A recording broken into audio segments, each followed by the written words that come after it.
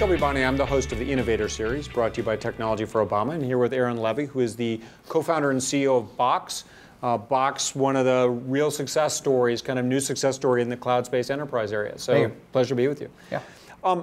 We talked a lot about innovation, and I think for many people, look at innovation and say it's one of the things that the U.S. does uniquely. Looking forward and knowing that it is important, what advice would you give to business people, to politicians in terms of what things we need to do as a country to make sure it continues to be a strength?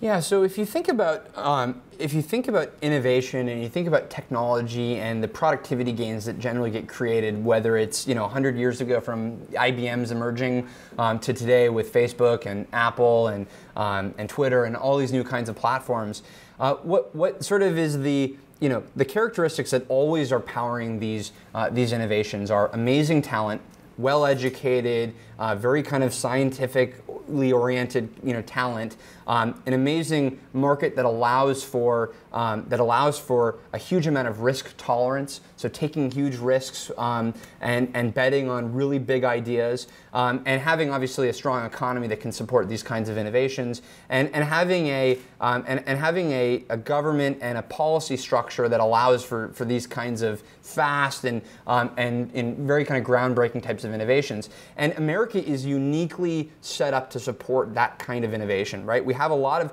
a guy like Elon Musk can go out and start a new electric car company, raise hundreds of millions of dollars from venture capitalists, and actually change a lot of the ideas that we have around cars and around transportation. And we are set up as a country to do those things unbelievably well. However, if you think about some of the areas in which we're slipping, some of the areas in which we really have to put more focus on, things like our own math and science education and the education that people have in K through 12 that really support the continuation of this competitiveness, particularly as compared to other countries, we're doing a pretty poor job. And this is a huge area that we need to focus on. And people really ultimately are the fuel. People are the fuel of all of this. It's all about the people and the ideas that they can come up with, their ability to go execute on those ideas because of policies and because of the economic environment, and then having a marketplace to do those. So first of all, you have to have the people, and that comes from education, that comes from creating opportunity, that comes from higher education, making that available at a lower cost to more people.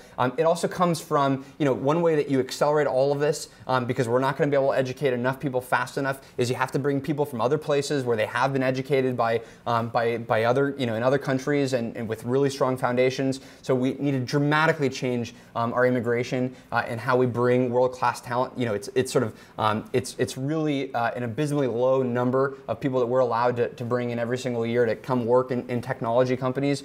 You have to, and you have to be able to understand as a government that you have to lay the infrastructure and foundation for a lot of this risk to be able to take place. So whether it is from a capital standpoint, so we have things like the Jobs Act, which allows more people to take part in investing and companies to be able to be more flexible with how they take risks and what they can go build. I think that you tend to look at the failures and sort of extrapolate that something's going wrong because of the failures when really it's the environment in which allows for failure is the one that can create successes. And we have to put way more attention on how do you allow for more and more of those successes to happen? How do you have an environment that creates that? And I think a lot of that is the government's responsibility because they have a purview that the private sector doesn't have to go and support that. And when you look forward kind of over the next 5 years, I mean, how either worried or optimistic are you about kind of the path the U.S. is on right now?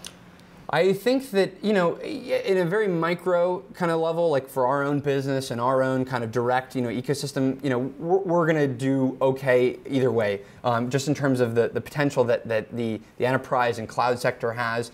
I'm much more concerned of the things that we do today are going to have a huge impact in what happens in a decade from now, in 2 decades from now, in 50 years from now. The amount of competitiveness that we need as a country against other places where talent can go, where they can go move to and build companies, whether it's the sort of structure of our economy being maybe too service oriented and not building enough stuff. These are the kind of things that are going to have much bigger impacts in the next couple of decades than they do right now, but you have to make near-term decisions that affect the long term if we're going to go affect those things. And it sounds like that's why you think the choice in November is important. Really important. So that's a good note to end on. So Aaron, pleasure talking to you. We look forward to talking more. So thank you.